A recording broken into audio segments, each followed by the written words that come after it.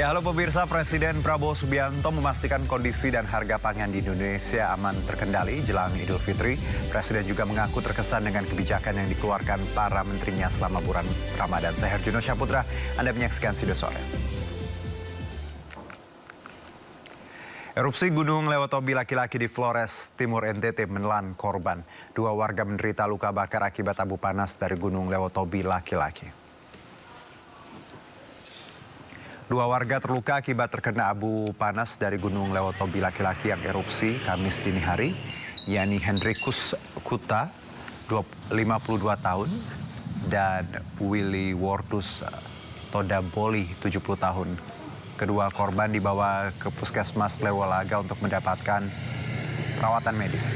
Hingga saat ini aktivitas Gunung Lewotobi laki-laki masih tinggi dengan status berada pada level 4. Ada katanya 2 orang. Itu di. Jadi sekarang masih di rumah sakit. Itu karena apa? Kena lahar panas. Iya, lahar panas. Desa sini, warga desa. Iya, warga sini ada 2 orang. 2 orang ya. Sebelumnya Gunung Lewotobi laki-laki di Kabupaten Flores Timur kembali erupsi 21 Maret 2025. Warga panik menyelamatkan diri dari hujan kerikil dan lumpur. Sedang terjadi hujan disertai kerikil dan debu vulkanik. Desa Riang Rita, itu mobil. Ini hujan. Gunung Lewotobi laki-laki di Nusa Tenggara Timur kembali erupsi pada Kamis malam pukul 22.56 waktu Indonesia Tengah. Itu mobilnya sudah tertutup dengan debu vulkanik. Kolom abu membumbung dengan ketinggian 8.000 meter di atas puncak mengarah ke barat daya dan barat. Saat ini Gunung Lewotobi laki-laki berada pada status level 4. Warga panik menyelamatkan diri ke jalan saat terjadi letusan yang disertai hujan kerikil dan lumpur yang mengarah ke desa Lewotobi. Masyarakat maupun wisatawan di sekitar Gunung Lewotobi laki-laki diimbau menjauh dari radius 7 hingga 8 km dari pusat erupsi. Petugas juga meminta masyarakat untuk tetap tenang dan tetap mewaspadai potensi banjir lahar pada sungai-sungai yang berhulu di puncak gunung jika terjadi hujan dengan intensitas tinggi. Dari Kabupaten Flores Timur, Nusa Tenggara Timur, Joni Nura, iNews melaporkan. Polda Metro Jaya bersama TNI dan Pemprov DKI menggelar apel gelar pasukan operasi ketupat 2025 di Segelang Monas Gambir, Jakarta Pusat. Total operasi terpusat ini melibatkan 164.000 lebih personel se-Indonesia.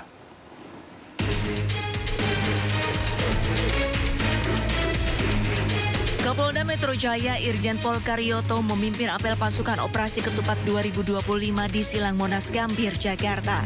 Apel ini bertujuan untuk memastikan kesiapan personel dan sarana prasarana, serta memperkuat sinergitas dengan stakeholder terkait. Kesempatan ini juga kami sudah menyiapkan pos-pos secara terpadu yang jumlahnya ada 100. Dan kami juga kemarin dalam rakor, saya katakan jangan eksklusif, posnya pos kita bersama. Ya. Mudah-mudahan di mana ada polisi, di situ ada TNI, di situ ada Satpol PP.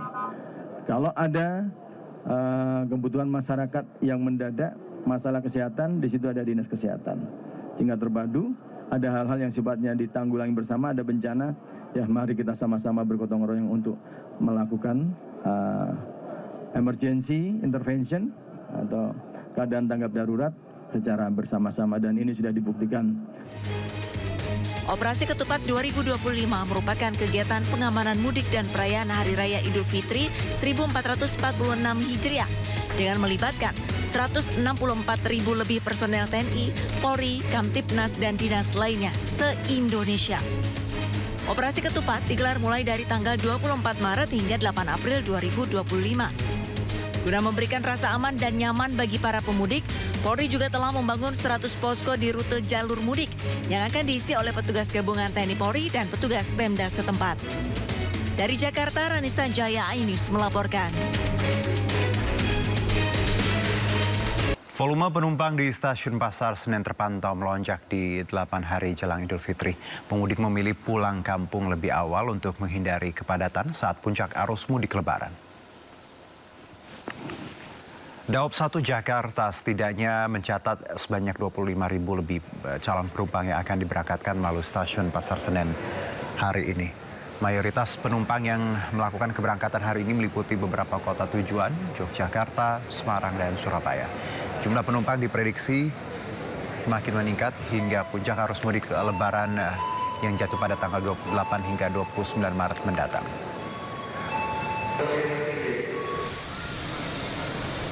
Sementara itu Selasar keberangkatan Terminal 3 Bandara Internasional Soekarno-Hatta, Tangerang, Banten juga ramai oleh pemudik yang berangkat lebih awal.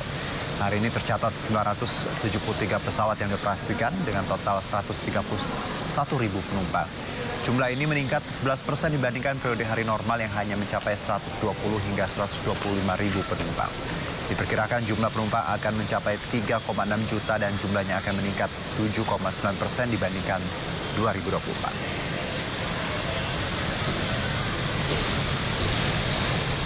Ya, sepekan menuju Idul Fitri, banyak masyarakat memilih mudik lebih awal. Volume kendaraan di tol Jakarta Cikampek kilometer 57 mengalami peningkatan. Lalu lintas ramai didominasi kendaraan pribadi yang mengarah ke gerbang tol Cikatama tujuan Jawa Barat dan Jawa Tengah. Meski arus lalu lintas ramai, kendaraan bisa melaju dengan kecepatan 80 hingga 90 km per jam. Mayoritas pemudik yang berangkat hari ini untuk menghindari kemacetan.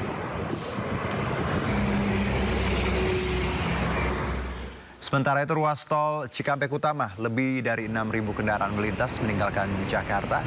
Intensitas kendaraan yang melintas hari ini mulai ramai, namun kondisi lalu lintas terpantau lancar. Jasa Marga memprediksi puncak arus mudik terjadi 28 Maret. Rekayasa lalu lintas seperti one way dan kontraflow juga akan dilakukan situasional. Diskon tarif tol sebesar 20% juga nantinya akan diberikan pada tanggal 24 hingga 28 Maret 2025.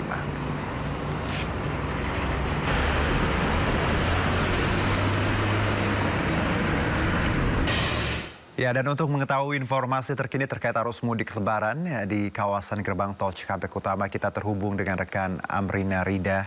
Amrina, bagaimana situasi arus kendaraan di Cikampek sore ini? Silakan.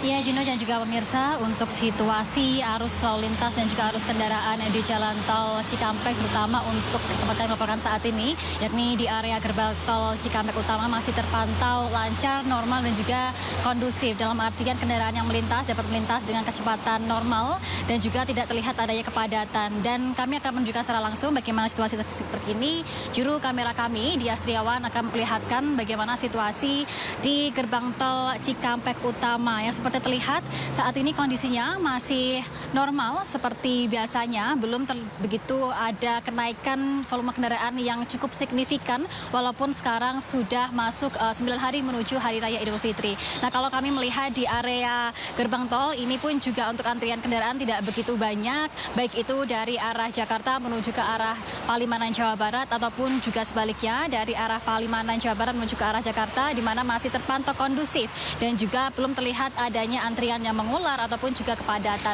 Dan Juno dan juga pemirsa, sebenarnya kami pun tadi juga beberapa waktu yang lalu sempat melintas di area sepanjang jalan tol Cikampek dari KM 57 menuju ke arah gerbang tol Cikatama, dan juga tadi ketika kami melintas pun juga tidak terlihat adanya kemacetan ataupun juga situasi jalan tersendat ataupun juga kepadatan.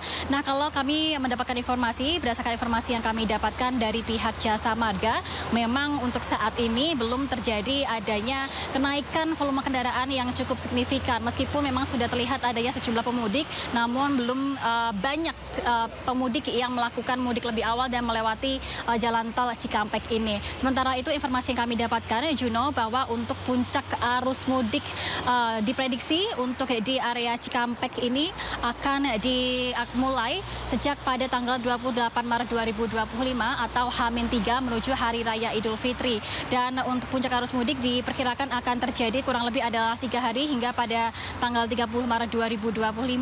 Dan sementara itu untuk puncak arus balik diprediksi baru akan terjadi pada tanggal 6 April 2025.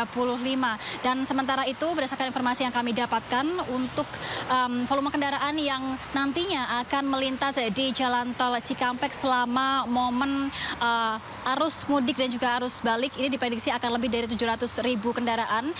Secara akumulatif nanti diprediksi diperkirakan lebih dari 700.000 kendaraan akan keluar Jakarta melalui gerbang tol Cikampek Utama, baik itu kendaraan-kendaraan pribadi dan juga kendaraan bus. Lalu juga selain itu kami mendapat informasi bahwa karena ada sejumlah kepadatan tentunya ketika puncak arus mudik berlangsung, terdapat sejumlah antisipasi Juno yang dilakukan. Salah satunya adalah rekayasa lalu lintas yang akan diberlakukan.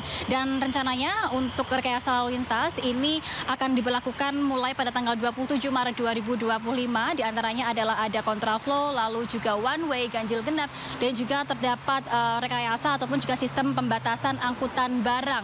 Namun memang untuk sistem rekayasa lalu lintas tersebut ini nanti akan menyesuaikan bagaimana kondisi di lapangan dan bersifat situasional dan baru akan diterapkan apabila memang terdapat kepadatan ataupun juga volume kendaraan yang naik.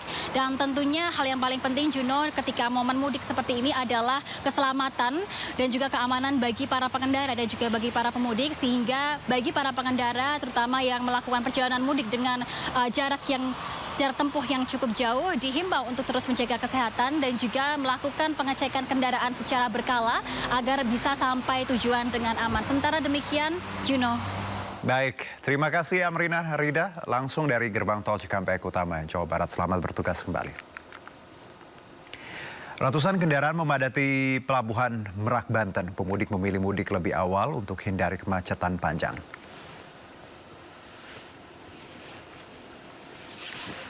Sejak Jumat hingga Sabtu pagi, pemudik kendaraan roda 4 terus memadati 7 dermaga yang ada di Pelabuhan Merak, Banten. Satlantas Polres Cilegon mendirikan 8 pos pengamanan berkoordinasi dengan pihak KSDP dan pihak Kantor Kesya Bandara dan Otoritas Pelabuhan atau KSOP. Jika terjadi antrian panjang, petugas akan lakukan rekayasa lalu lintas seperti melakukan delay in system dan diberlakukan ganjil genap kendaraan.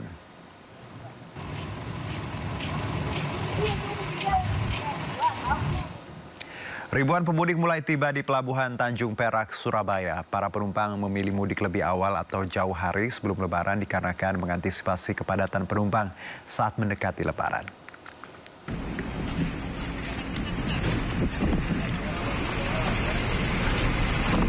Seperti inilah suasana kedatangan penumpang dari kapal feri yang bersandar di Gapura Surya Nusantara, Pelabuhan Tanjung Perak, Surabaya, Jawa Timur pada Jumat sore. Kapal yang mengangkut penumpang asal Balikpapan ini tiba di Pelabuhan Tanjung Perak dengan membawa ribuan pemudik yang hendak menuju berbagai wilayah di Jawa Timur dan Jawa Tengah. Dodit, salah satu pemudik dengan tujuan Semarang, mengaku memilih mudik lebih awal karena ingin menikmati puasa dan Lebaran bersama keluarga lebih lama. Nyaman. Penumpangnya gimana? Berjubel atau gimana? Ya namanya mau Lebaran. Iya, berjubel. Berapa hari Pak di kapal? Kapal hari kemarin 19 jam. 16 jam. Ya. Di dalam kapal bagaimana Pak waktu itu Pak? Aman. Nggak ada barang-barang yang hilang, nggak ada ya? Alhamdulillah nggak ada ini. Dari mana? Dari Balikpapan. Berapa hari perjalanan Pak? 2 hari 3 malam. 2 hari 3 malam. Gimana Pak di dalam kapal Pak? Aman. Nyaman ya? Dapat tiketnya susah nggak Pak? Beli tiketnya susah nggak? Enggak. Dari data 20 Maret 2025, jumlah penumpang yang turun di Pelabuhan Tanjung Perak, Surabaya sebanyak 28.731 penumpang. Dari Surabaya, Jawa Timur, Nur Syafi'i, iNews melaporkan. Sepekan menjelang Lebaran Idul Fitri, gelombang arus mudik di Pelabuhan Nusantara Kota Parepare, Sulawesi Selatan terus melonjak. Ribuan pemudik asal Kalimantan kembali membanjiri dermaga pelabuhan Sabtu dini hari.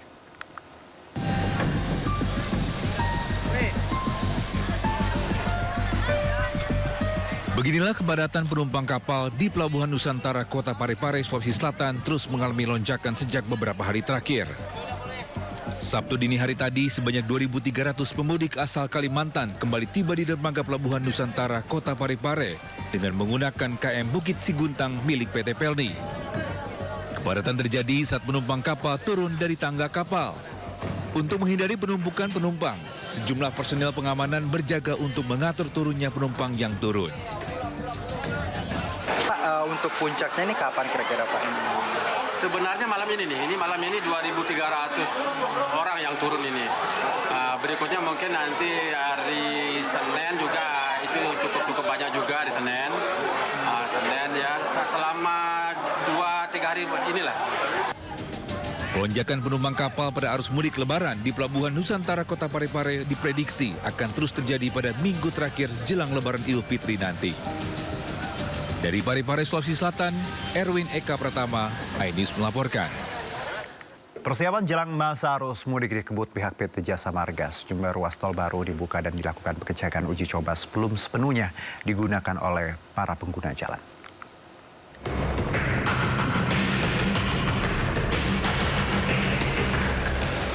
Jalan tol fungsional segmen Prambanan Taman Martani akan dibuka sepanjang 6,7 km.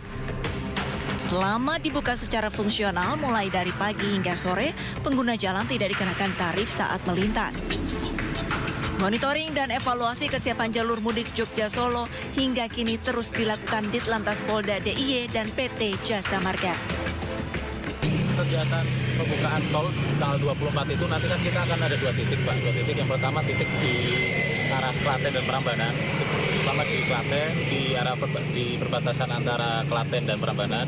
Kemudian SDA 2,3. Kemudian kami juga akan nanti ada seremoni di Prambanan, Pak. Dan juga nanti kami ada 3 titik. Yang terakhir titiknya di Pusunan Linipan nantinya. Selain QR Code, Direktorat Lalu Lintas Polda DIY juga menyiapkan skema roundabout atau bundaran di eksit bawah tol Taman Martani guna mengantisipasi kepadatan kendaraan. Ini kita melaksanakan pemeriksaan akhir bersama dengan teman-teman Jasa Marga. Juga ada tadi ada di dari Sub Sleman Provinsi memastikan kesiapan jalur tol fungsional Taman Martani. Sementara itu, PT Jasa Marga membuka tol Probolinggo-Banyuwangi di Probolinggo secara fungsional sepanjang 23 km secara gratis. Kegiatan ini dilakukan untuk memperlancar dan antisipasi kemacetan di mudik Lebaran tahun ini. Pemudik bisa menikmati fasilitas tol sepanjang 23 km gratis dari tanggal 24 Maret hingga 8 April 2025, mulai dari jam 6 pagi hingga 4 sore. Kebetulan ini kita mau coba bawa anak-anak untuk ke Bali. Alhamdulillah dari perjalanan dari Serang sampai dari Serang Banten sampai sekarang di mana? Probolinggo nih ya? Probolinggo itu alhamdulillah tidak ada kemacetan apapun. Dan lancar jaya, alhamdulillah petugas-petugas kepolisiannya siaga terus di tiap-tiap titik dan alhamdulillah juga nggak ada benar-benar sama sekali macet. Meski gratis, pemudik tetap melakukan tapping dengan kartu tol agar bisa masuk ke dalam jalan tol. Namun tidak mengurangi saldo tol pengguna jalan. Karena sifatnya fungsional dan belum rampung total, pengguna jalan diharapkan tetap berhati-hati saat berkendara. Karena sifatnya fungsional dan belum rampung secara total, para pengguna jalan diharapkan tetap berhati-hati dan mengamati rambu-rambu di jalan tol untuk menghindari kecelakaan. Tim Liputan, iNews melaporkan. Kementerian Ketenagakerjaan terus memastikan pemenuhan hak-hak pekerja yang terdampak pilotnya perusahaan tekstil Sritex. Informasi lengkapnya usai jeda berikut.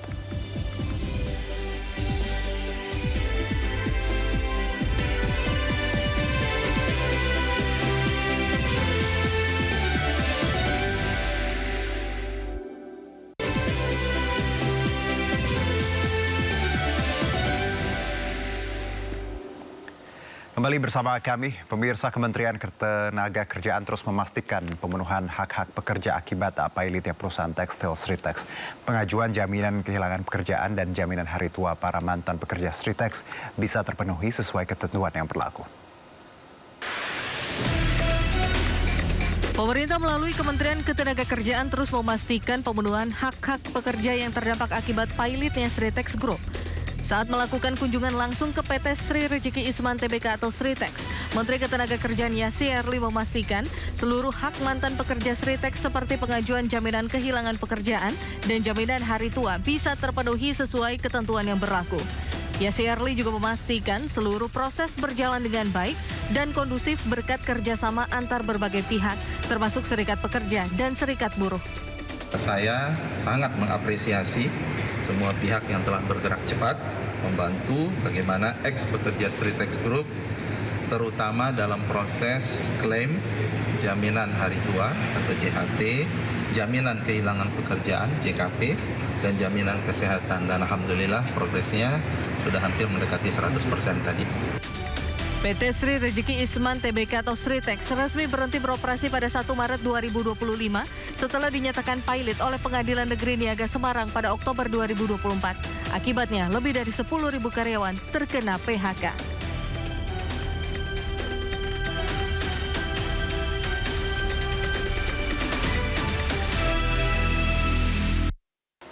Ya, setelah sempat turun ke jalan dan melakukan aksi serentak mematikan aplikasi menuntut aturan tunjangan hari raya, akhirnya para pengemudi dan kurir online mendapat kepastian.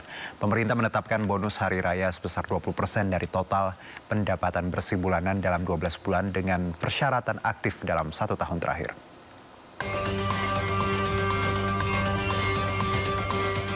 Didampingi Menteri Ketenagakerjaan Yesarli, CEO Gojek Patrick Waluyo, dan CEO Grab Antoni Tan, serta sejumlah perwakilan pengemudi ojek online. Presiden Prabowo Subianto mengumumkan keputusan mengenai tunjangan hari raya untuk karyawan swasta, BUMN, dan BUMD. Prabowo menyebut THR paling lambat harus dibagikan 7 hari sebelum hari raya. Dalam kesempatan yang sama, Presiden Prabowo juga mengumumkan soal bonus hari raya bagi pengemudi dan kurir online.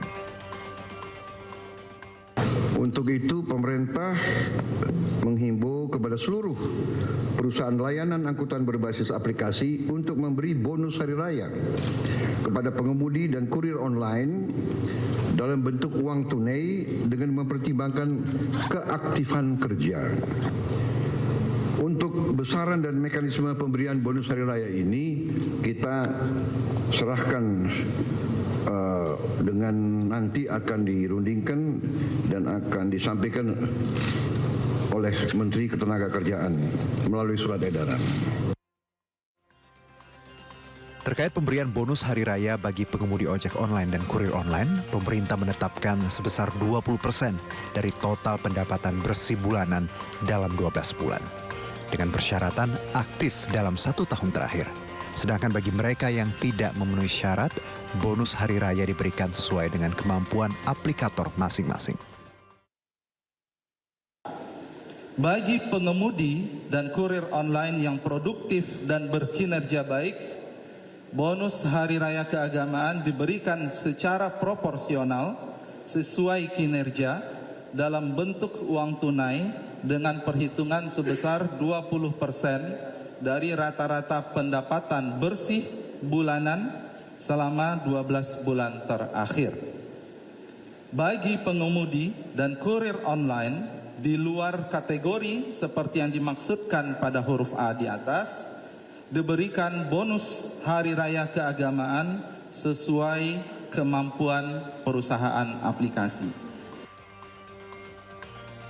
Sebelumnya, para pengemudi ojek online yang tergabung dalam Serikat Pekerja Angkutan Indonesia menggelar demo di depan Kementerian Ketenagakerjaan menuntut THR. Pengemudi ojol dari berbagai platform melakukan off-bid atau mematikan aplikasi secara serentak guna mendesak Kementerian Ketenagakerjaan menerbitkan aturan yang mewajibkan pemilik platform transportasi daring maupun kurir memberikan tunjangan hari raya kepada mitra pengemudi. Pasalnya pemberian THR bagi pengemudi ojol terbentur dengan aturan PKWTT.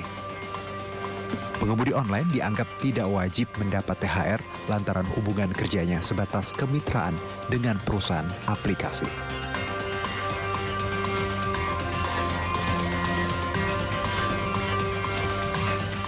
Presiden Prabowo menginstruksikan aplikator ojek online untuk memberikan bonus hari raya ke pengemudi ojek online dan kurir online. Bagaimana pemantauannya oleh Kementerian Ketenagakerjaan? Berikut cuplikan wawancara Desvita Bionda bersama Menteri Ketenagakerjaan Yesarli. Ini kan baru di Lebaran tahun ini nih, kemarin itu Presiden Prabowo juga sudah menyampaikan bahwa ada kebijakan di mana aplikatornya harus memberikan bonus hari raya nih Pak untuk pengemudi ojek online. Tentunya ini berbeda dengan tunjangan hari raya kan Pak ya. Ini bagaimana nih Pak regulasinya kalau boleh tahu? Ya, jadi sebenarnya kalau kacamatanya regulasi untuk pengemudi dan kurir online memang belum ada regulasi gitu ya.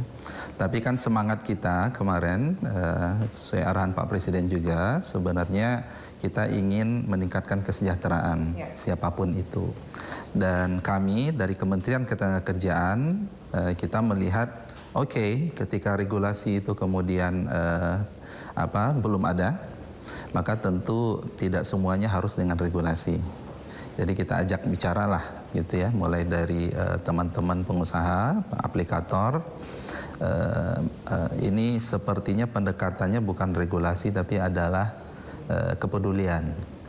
Kepedulian ya, artinya terkait tentang apakah itu bonus ya, apakah itu tunjangan sebelum hari raya, ini kan sudah menjadi budaya bangsa ya. Ya, kita ingin mereka itu bahagia bersama keluarga pas hari raya dan seterusnya. Nah, terjadilah kemudian diskusi ya yang kita sebut dengan, kalau dalam bahasa hubungan industrial itu sebut dengan meaningful participation. Itu 3 bulan Mbak Vita. Ya, itu rapatnya bisa ya, saya sendiri 4 atau 5 kali, kemudian levelnya dirjen itu sekian kali. Kita juga dengar aspirasi dari teman-teman pengemudi dan kurir online. Ya tentu mereka juga berharap mulai dari 1 bulan gaji lah, apalah dan seterusnya. Alhamdulillah sampai akhirnya sesuai dengan final call-nya itu dari Pak Presiden yang waktu konferensi pers di Istana ya. Dan alhamdulillah ya, disitulah saya sering mengatakan ke teman-teman pengusaha dan serikat pekerja, ya kalau kita diskusi insya Allah ada jalannya lah begitu. Oke, jadi untuk besarannya sendiri nih Pak, kalau boleh tahu antara THR dan BHR ini apakah sama seperti? Iya, tentu beda, tentu beda. Jadi kalau THR kan sudah ada regulasi, gitu ya, sudah ada terkait dengan peraturan menakernya. Itu 1 bulan gaji, itu minimal ya. Bahkan ada beberapa perusahaan yang sudah punya perjanjian kerja bersama bisa jadi lebih. Nah, kemarin memang namanya bukan THR karena tadi regulasinya belum ada, gitu ya. Sehingga kita bersepakat lah namanya bonus hari raya. Dan memang itu kan waktunya juga mepet ya. Ya, kami juga sadar dan kita beritahu teman-teman pengemudi dan kurir online bahwa ya ini kan sudah mendekati nih ya 1 bulan, perusahaan kan perlu waktu mereka untuk menyiapkan cash flow dan seterusnya. Ya, kita carilah sampai titik temu untuk pengemudi dan kurir online yang berkinerja baik dan produktif itu 20% ya dari pendapatan bersih rata-rata dalam 1 tahun.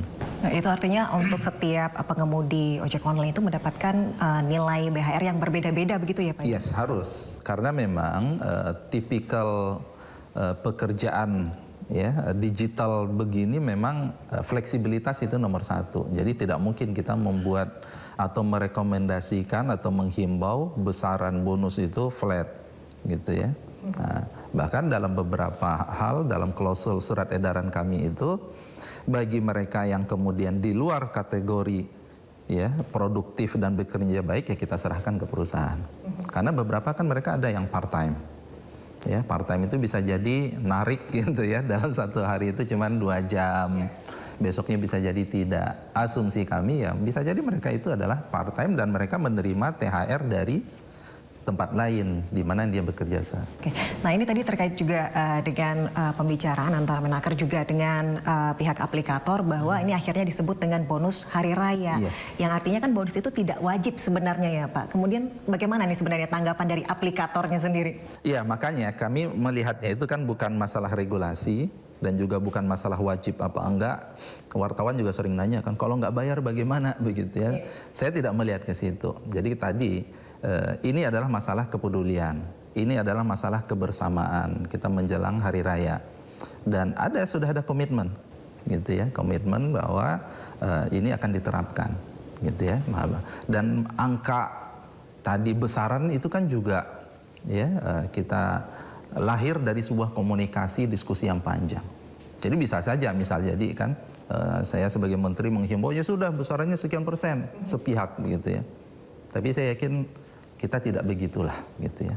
Jadi lahir dari satu komitmen, lahir dari meaningful participation, diskusi, dan kita tunggu. Dan saya yakin insya Allah para aplikator, para pengusaha akan menunaikannya.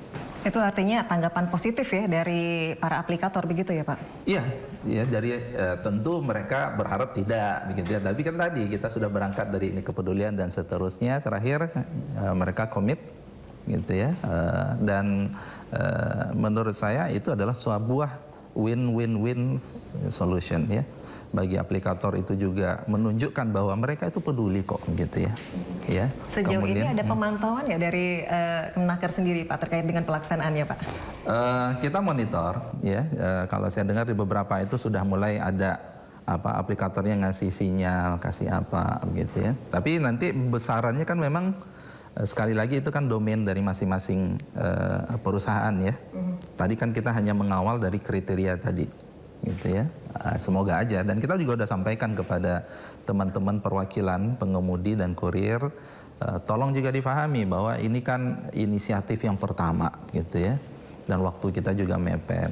Nah, dan mereka juga harus apresiasi begitu ya. Ini kan sekian lama belum pernah ada nih begitu ya. Betul. Nah, jadi ketika ini syukuri gitu ya, insya Allah tahun depan ketika waktunya lebih panjang ya, saya katakan ya perusahaannya juga bisa menyiapkan dana lebih banyak gitu Mbak Vita. Ini artinya akan berkelanjutan ini Pak ya untuk tahun-tahun berikutnya? Harapan kita begitu.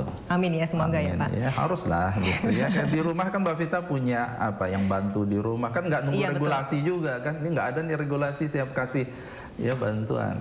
Iya. Filosofisnya berbeda lah kita melihatnya itu. Ya, semoga ini menjadi pencerah bagi para pekerja informal begitu ya Pak ya.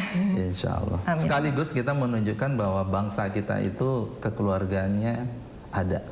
Ya, kita itu satu loh, bisa saling peduli, kerjasama, dan itulah yang sebenarnya ditunggu oleh masyarakat kan sebenarnya.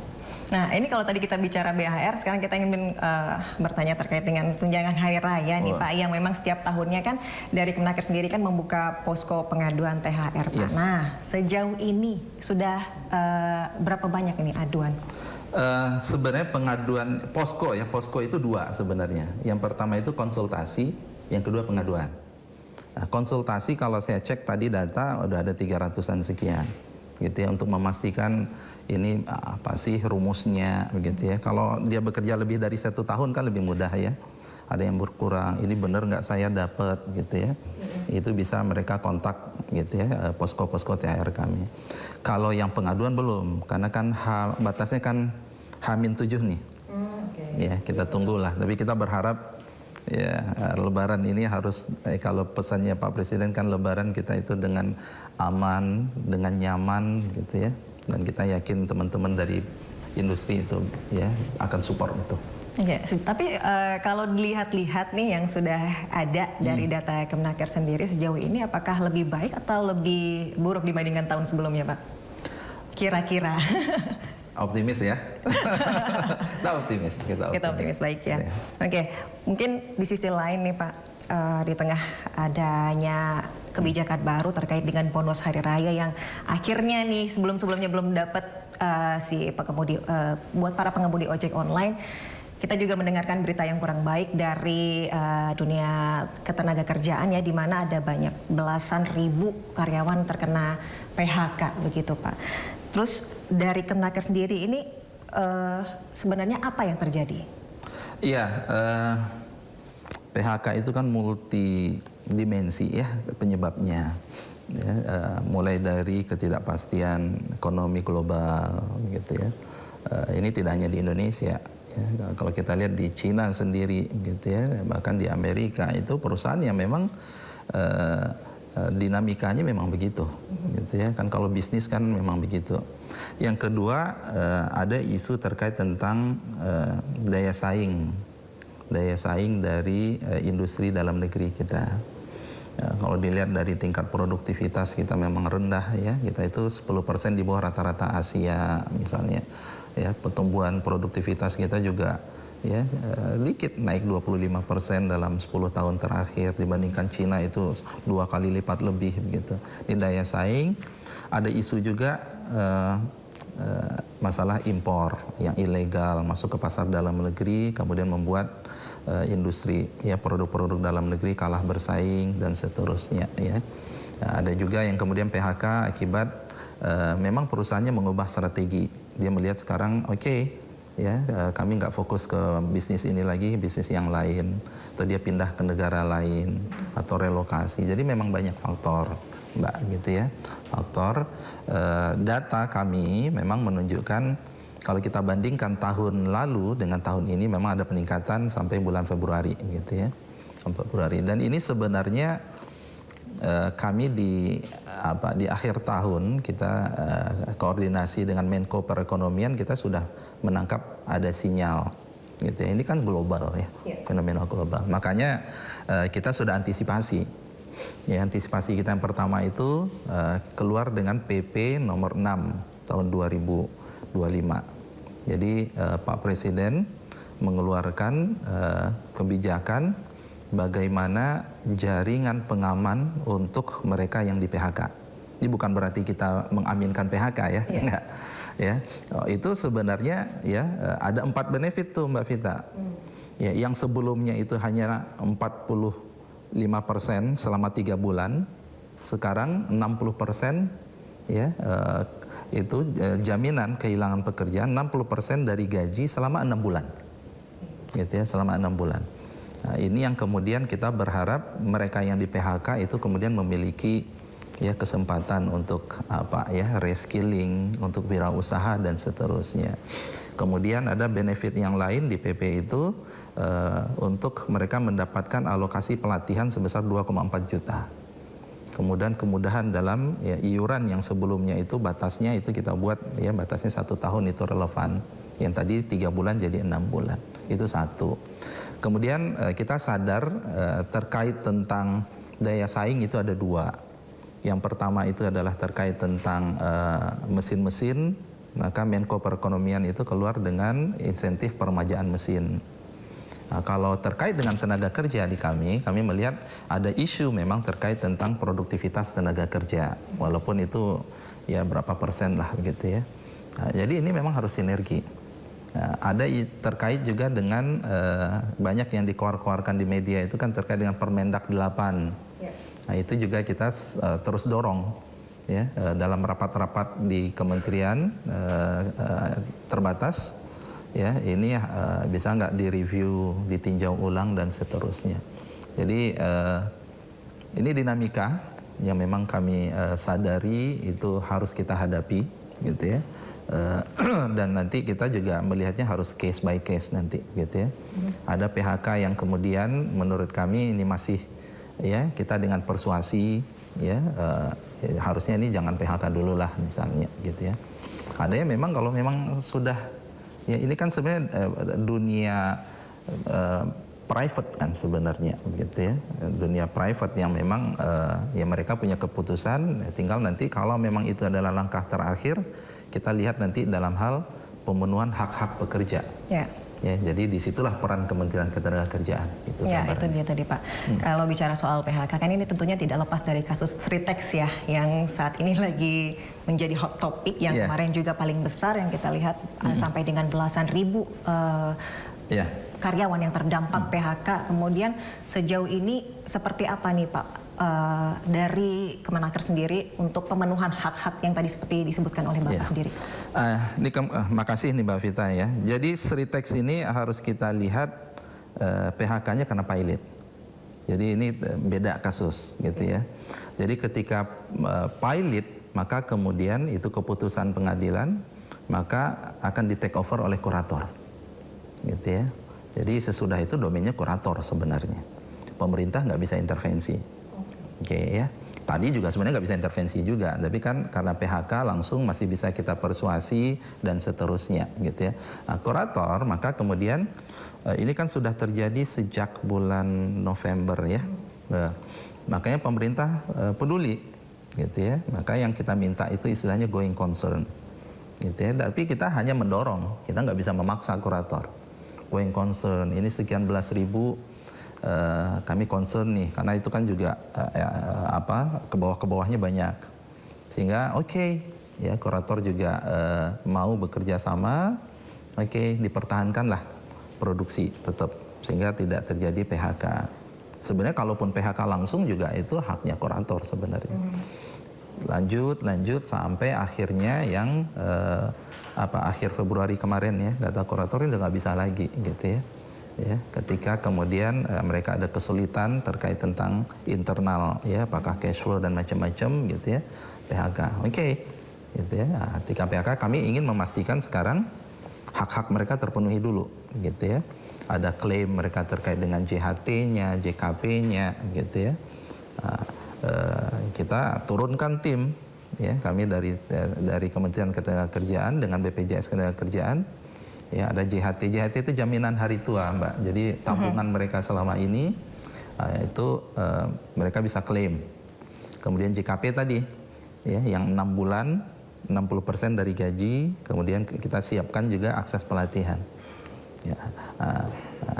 Yang menarik sebenarnya Sritex ini ternyata investor melihat bahwa dia masih punya nilai saing gitu ya, karena memang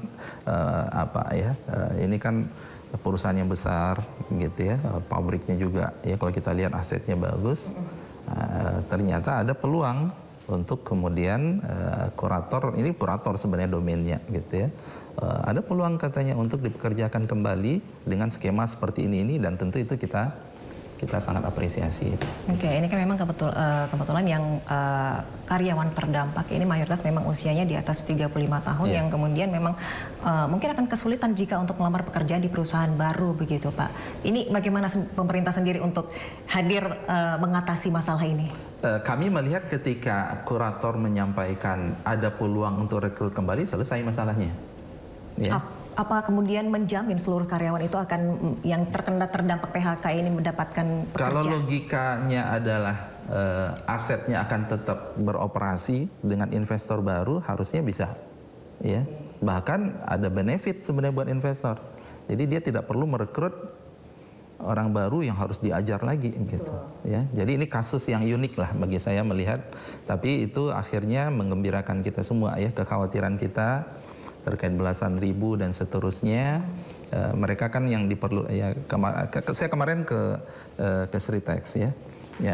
Harapan mereka satu, klaim JHT, JKP lancar untuk kebutuhan lebaran. Alhamdulillah kita hadir, pemerintah hadir, kita buat sekian desk ya, ngantri langsung, itu Mbak Vita bisa bayangkan 9.000 bisa selesai. Dewan Pers mendorong polisi agar mengusut tuntas aksi teror yang diterima jurnalis Tempo. Tetaplah bersama kami di Sindo Sore.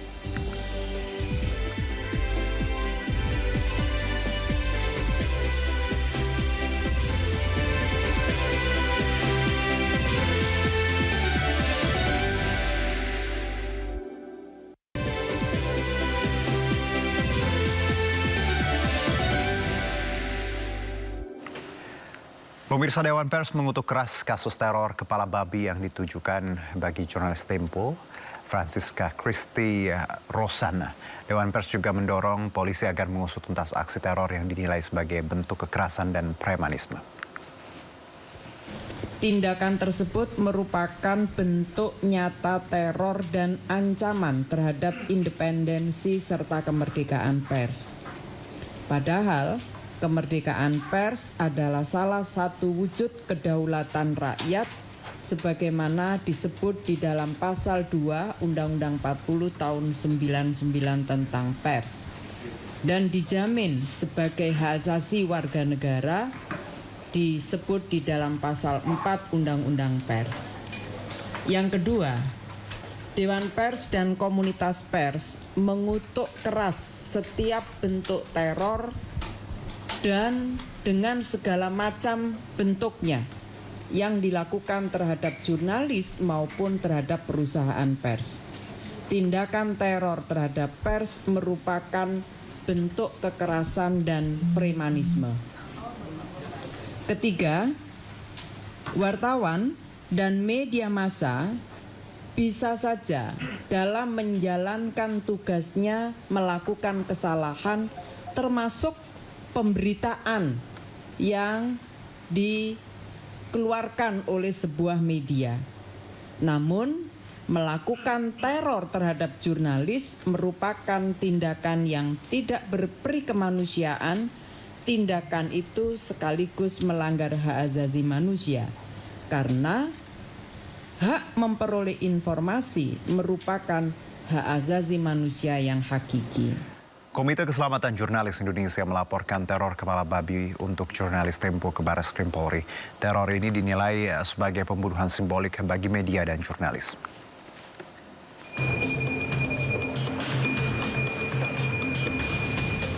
Komite Keselamatan Jurnalis Indonesia atau KKJI melaporkan teror kiriman kepala babi terhadap jurnalis Tempo ke Barreskrim Polri.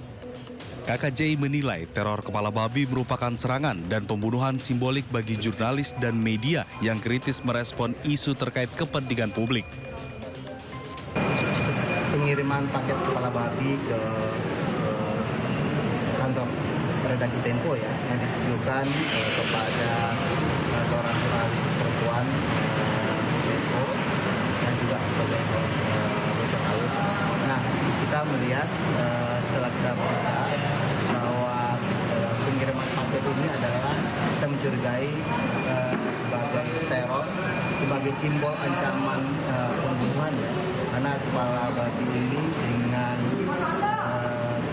telinganya sudah dipotong begitu, dan tentu ini yang akan kita lakukan ke kepolisian agar kasus ini diungkap ya, siapapun itu pelaku. Sementara itu, Ikatan Jurnalis Televisi Indonesia atau IJTI mengecam keras aksi teror kepala babi yang ditujukan kepada redaksi Tempo. IJTI mendesak polisi segera bertindak untuk menangkap pelaku teror serta mengusut tuntas kasus ini. IJTI mengecam aksi teror dengan pengiriman kepala babi ke kantor redaksi Tempo. Ini adalah ancaman nyata terhadap keselamatan jurnalis, ancaman nyata terhadap kemerdekaan pers, dan juga ancaman nyata terhadap demokrasi. IJTI mendesak aparat kepolisian untuk mengusut tuntas dan menindak tegas pelaku teror tersebut. Pers tidak akan kalah oleh aksi-aksi teror seperti ini. Pers dan publik akan bersatu untuk menjaga bersama-sama kemerdekaan pers. Teror kepala babi dinilai bertentangan dengan Undang-Undang Pers yang menjamin kebebasan pers dari segala bentuk intimidasi dan kekerasan. Tim Liputan iNews melaporkan.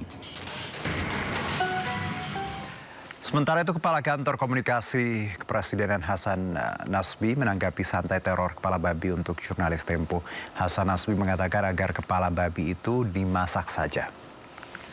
Pengiriman kepala babi. Terus apa yang terjadi pas dikirim itu, apa yang terjadi? Ini semacam ancaman kepada para pers. Bebasan pers, Pak.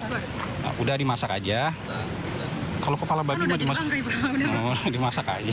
Ada juga anggapan jadi ancaman pembunuhan begitu Pak? Gimana Pak responnya Pak? Enggak lah, saya lihat dari media sosialnya Francisca, yang wartawan Tempo itu, dia justru minta dikirimin daging babi. Itu kan semacam jokes saja Pak? Iya, sama, artinya dia nggak terancam kan? Buktinya dia bisa bercanda, kirimin daging babi dong katanya. Tapi artinya sudah diajukan ke Dewan Pers. Iya kan, ini kan nggak tahu, ini kan problem mereka dengan entah siapa yang ngirim. Buat saya nggak bisa kita tanggapi apa-apa ini. Problem mereka entah dengan siapa yang ngirim, apakah itu benaran seperti itu atau cuman jokes, karena saya lihat juga mereka menanggapinya dengan jokes. Ya, teror kepala babi diterima jurnalis Tempo yang merupakan reporter Desk Politik Bocor Alus melalui sebuah paket yang dikirim ke kantor redaksi Tempo di Kebayoran Lama, Jakarta Selatan. Buka langsung Pak.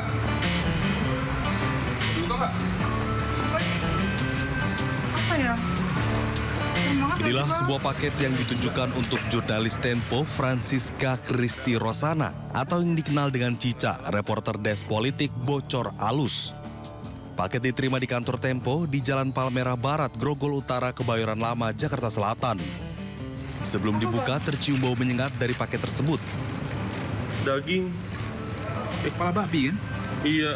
Bersama jurnalis Tempo lainnya, Cica pun memutuskan membawa paket keluar gedung yang ternyata setelah dibuka berisi kepala babi tanpa telinga.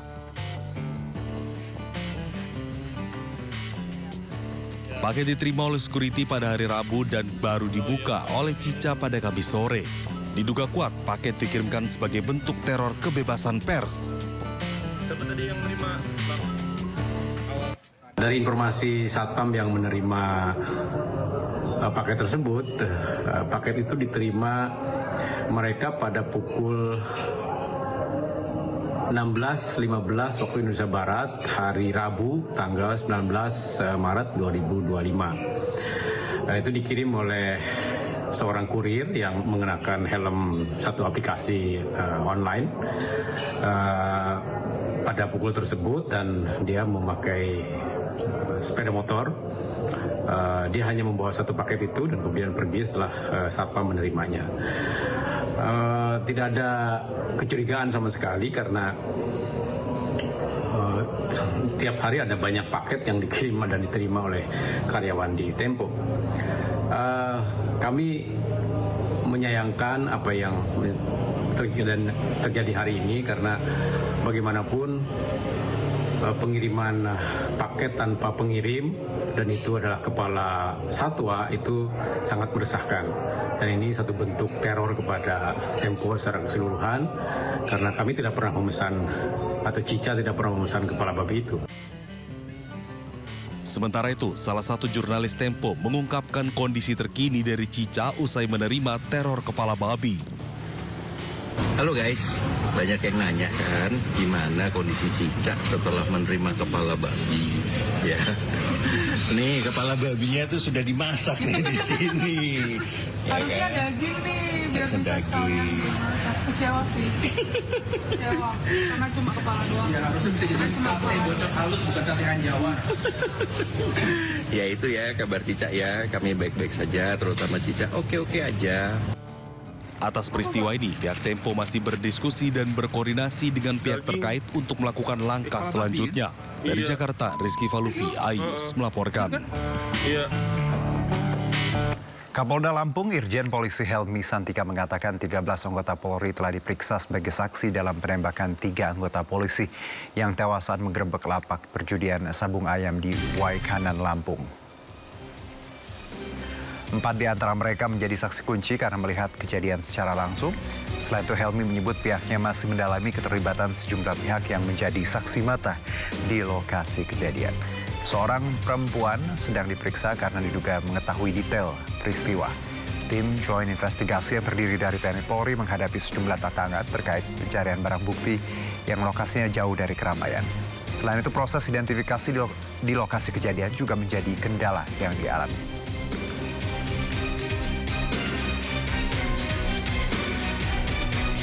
13 orang itu adalah anggota Polri yang melaksanakan tugas, kan sebetulnya 16 karena 3 meninggal, sisa 13, dan ini kita periksa, kita ambil keterangannya sebagai saksi untuk kasus penembakan.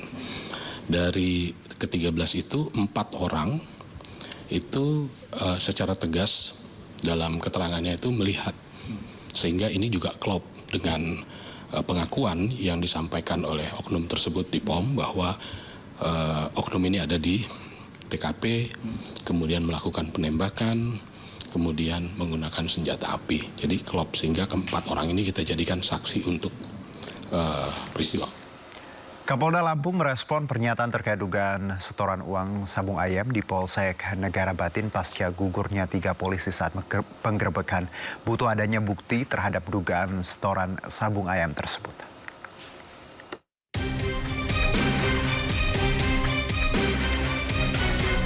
Kapolda Lampung Irjen Pol Helmi Santika menyatakan perlu adanya bukti terhadap rumor terkait kasus penembakan 3 anggota polisi saat menggerebek judi sabung ayam di Kampung Negara Batin, Waikanan, Lampung.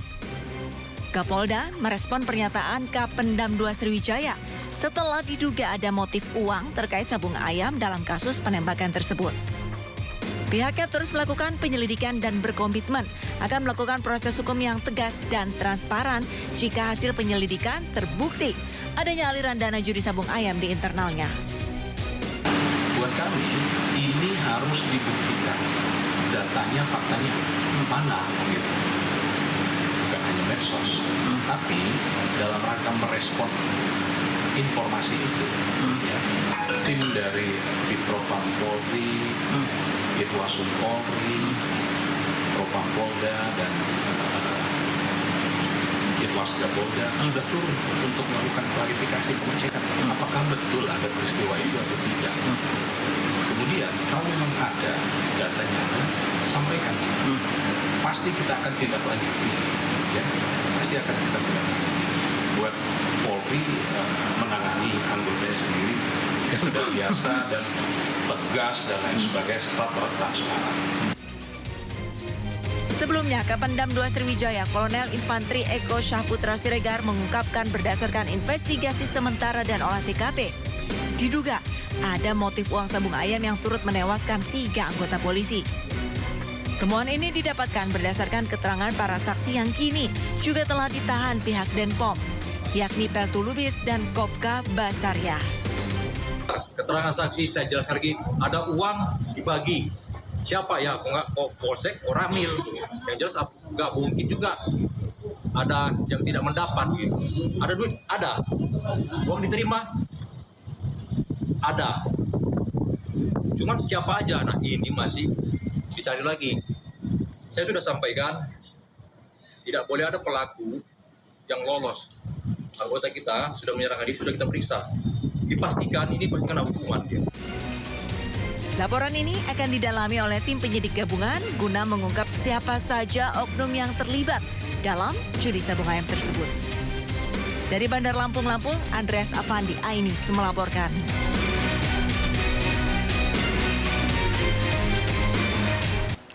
MNC Sekuritas, perusahaan efek di bawah naungan MNC Group, sukses menggelar Investor Gathering and Corporate Forum 2025 di Bursa Efek Indonesia, Jakarta.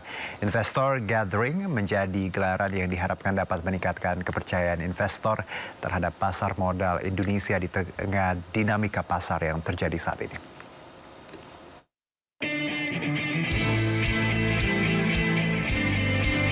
CEO MNC Group dan Komisaris Utama PT MNC Capital Indonesia Tbk Angela Tanusudibyo hadir langsung pada acara Investor Gathering dan Corporate Forum 2025 bersama 350 investor terpilih MNC Sekuritas.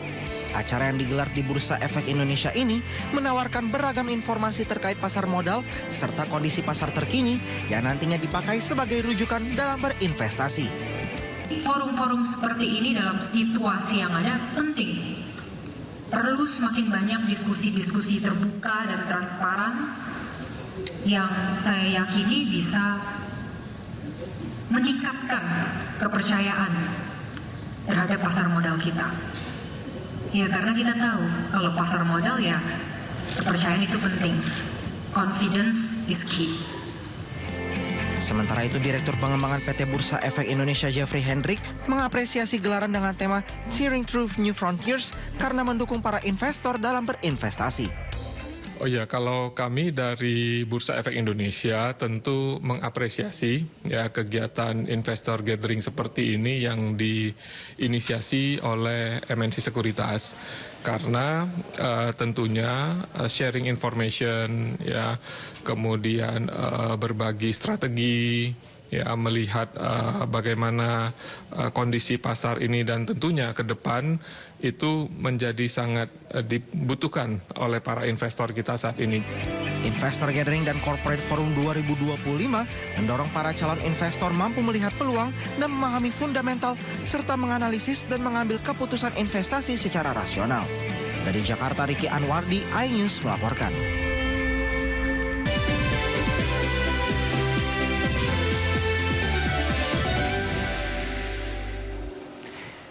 Ya, mengawali segmen Pamungkas, kami akan informasikan 3 berita utama pilihan redaksi Sindu Sore. Sepekan menuju Idul Fitri, banyak masyarakat memilih mudik lebih awal. Volume kendaraan di tol Jakarta Cikampek kilometer 57 mengalami peningkatan. Lalu lintas ramai didominasi kendaraan pribadi yang mengarah ke gerbang tol Cikatama tujuan Jawa Barat dan Jawa Tengah. Ya, ratusan kendaraan juga memadati 7 dermaga yang ada di Pelabuhan Merak, Banten. Satlantas Polres Cilegon mendirikan 8 pos pengamanan berkoordinasi dengan pihak KSDP dan pihak kantor Kesyabandaran dan Otoritas Pelabuhan atau KSOP.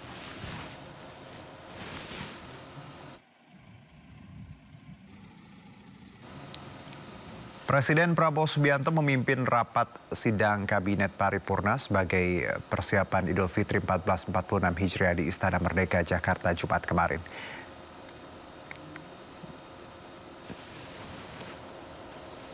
Ya, dalam kesempatan ini Presiden memastikan kondisi dan harga pangan di Indonesia aman dan terkendali. Selain itu Presiden juga menyampaikan terkait penurunan harga tiket pesawat dan tarif jalan tol demi kelancaran mudik Lebaran.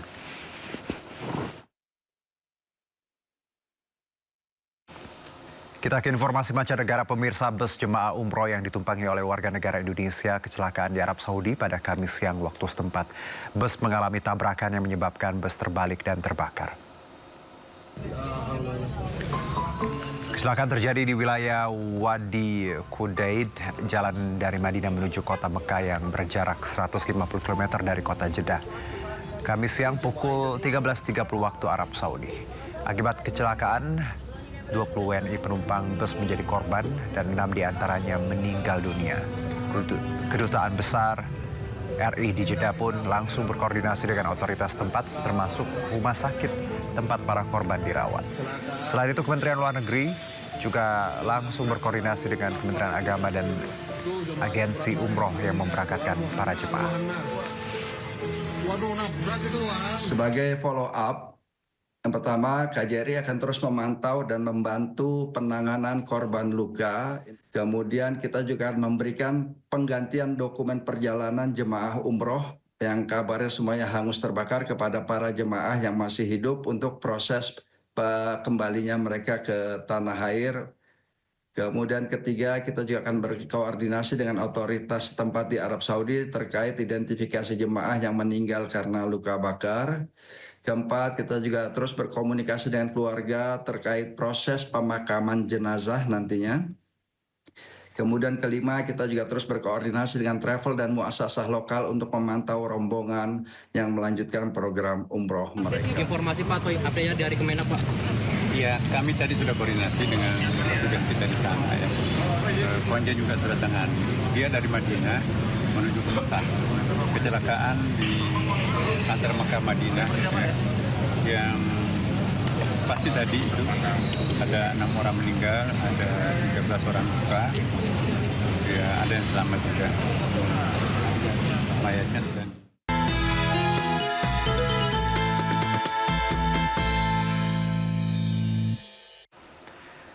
8 hari jelang Lebaran, Pasar Tanah Abang ramai pengunjung. Pengunjung sengaja berburu dari jauh hari agar bisa memilih varian model terbaru.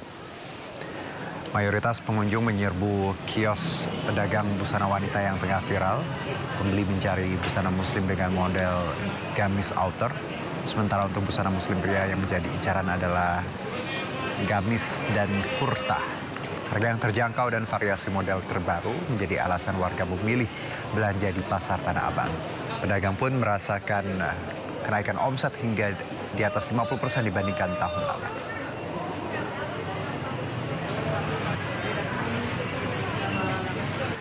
Menjalankan ibadah selama bulan suci Ramadan di negeri kanguru memberikan pengalaman tersendiri, terutama bagi mahasiswa asal Indonesia di Melbourne, Australia.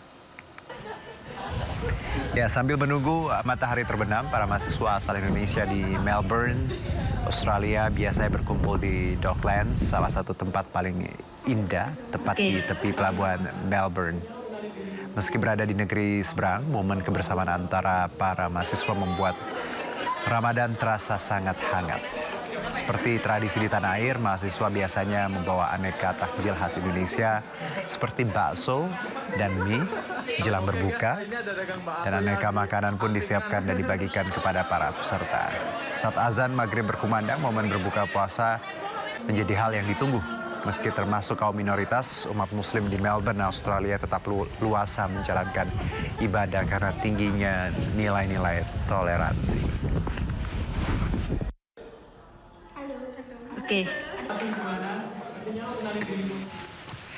Ya, langsung saya ajak pemirsa untuk jalan-jalan ke Melbourne. Kita ada rekan Abista Sheva di Melbourne, Australia. Assalamualaikum, selamat sore waktu Jakarta, selamat pagi waktu Melbourne, Abista. Ya, waalaikumsalam. Malam ya? Ya, 9 malam ya. Jam 9 malam di sini. Ya, Abista, sudah berapa lama di Melbourne? Kebetulan saya di sini sudah berkuliah selama 1,5 tahun, jadi masih ada sekitar 2,5 tahun lagi di sini. 2,5 tahun lagi. Berarti ini puasa pertama atau puasa yang kedua ya? Kebetulan udah puasa kedua ya Kak, mungkin nih. Gimana kesannya di sana puasa? Di sini mungkin karena apa ya? Mungkin umat Muslim itu lumayan hitungannya minoritas di sini, lebih sedikit dari agama yang lainnya. Jadi ada beberapa struggle sih untuk mencari makanan halal karena juga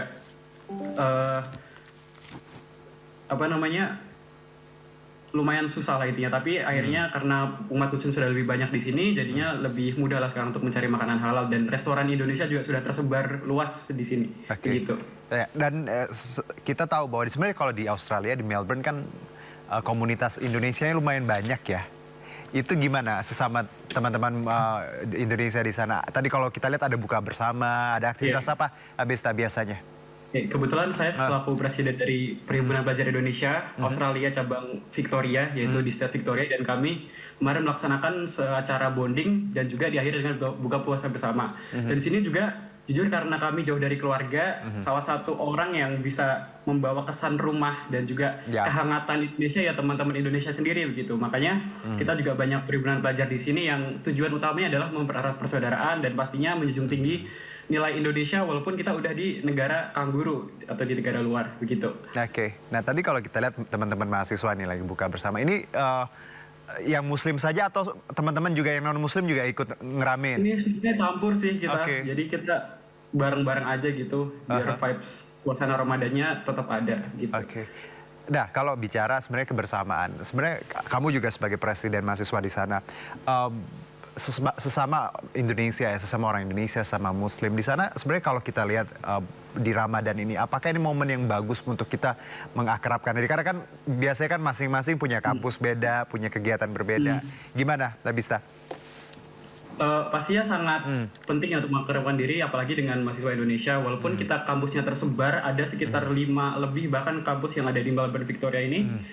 Dan kami juga selaku panitia dan komite dari PPA Victoria, kita mencoba menggabungkan nih orang-orang dari kampus mana saja untuk menjadi bagian dari kami, dan akhirnya bisa mempererat silaturahmi kita. Karena walaupun kita berasal dari kampus-kampus yang berbeda, kita kan tetap pelajar Indonesia. Kita sama-sama mahasiswa yang merantau, yang jauh dari keluarga. Dan yang utama, ya tadi seperti saya bilang, ya mempererat persaudaraan ya dengan bertemu, ngobrol, dan mungkin karena sedang Ramadan, akhirnya kita berbuka bersama begitu. Baik, Abista.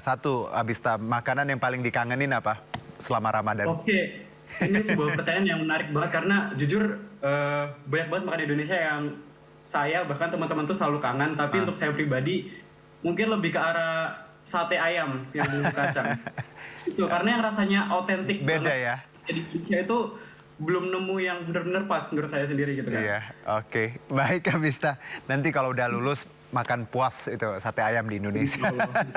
Baik, terima kasih Abista, sehat-sehat ya untuk semua teman-teman mahasiswa di sana. Semoga jadi perwakilan Indonesia yang baik ya, jadi contoh yang baik dan punya prestasi yang luar biasa di sana. Terima kasih sekali lagi. Ya Abista. Baik, dari Australia langsung kita menuju Eropa. Saya ajak Anda ke Hungary atau Hungaria lewat sambungan Zoom. Sudah ada rekan Adi Masardi di sana. Assalamualaikum, Adi. Waalaikumsalam warahmatullahi wabarakatuh. Selamat siang waktu Eropa. Ya, selamat sore waktu Jakarta. Adi, gimana puasanya di sana? Ini udah minggu-minggu terakhir kan kita. Bagaimana kesan-kesannya di sana?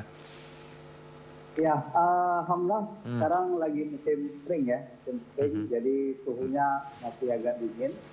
Jadi kita sangat enjoy sekali menikmati puasa di Budapest di Hungaria. Nah kalau sekarang kan kalau aku lihat nih visualnya Adi lagi di jalan ya, di kayak landmark gitu. Tell me, what is all about? Thank you. Di capital city dan di sini memang ini nggak jauh berapa meter ada masjid Budapest dan memang ya aktivitas di sini karena memang masih musim dingin jadi lebih banyak anak-anak sudah keluar dari rumah untuk menikmati suasana yang cukup segar di sini. Oke. Karena memang di Budapest kita minoritas ya, dari total populasi kita hanya 3 sampai 5% penduduk yang Muslim. Jadi memang kita harus beradaptasi dan memang salah satu kesulitan kita adalah mencari makanan yang halal karena minoritas tadi. Tapi alhamdulillah masih ada beberapa toko Asia yang jual produk-produk frozen yang berasal dari Oke, baik. Adi, kalau kita lihat tadi Anda menyebutkan bahwa minoritas di sana memang angkanya sangat kecil. Tapi bagaimana sebenarnya kedekatan antara sesama Muslim, baik itu sesama Indonesia ataupun sesama Asia di sana? Kalau sesama Muslim kita saling komunikasi. Memang kita ketemunya karena kan susah di sini mengenal ini Muslim atau tidak. Jadi kita ketemunya pas di masjid gitu kan, pas sholat tarawih atau sholat Jumat. Bisa kita ketemu teman-teman yang khususnya dari Asia. Kalau di sini banyak dari Asia Selatan. Baik, Adi terima kasih untuk bincang singkatnya. Selamat berpuasa, sehat-sehat di sana ya. Semoga tentunya studi, kerjaan semua dilancarkan dan bisa kembali dan membangun negara. Terima kasih Adi. Oke, thank you Mas. Ya, sama-sama. Baik pemirsa dan informasi tadi sekaligus menutup Sindo Sore hari ini. Jangan lupa Anda bisa mendapatkan informasi terkini terbaru melalui portal menghadirkan berita daerah nasional dan internasional lengkap di sindonews.com. Saya Arjuno Syaputra mewakili tim yang bertugas pamit undur diri. Terima kasih, sampai jumpa.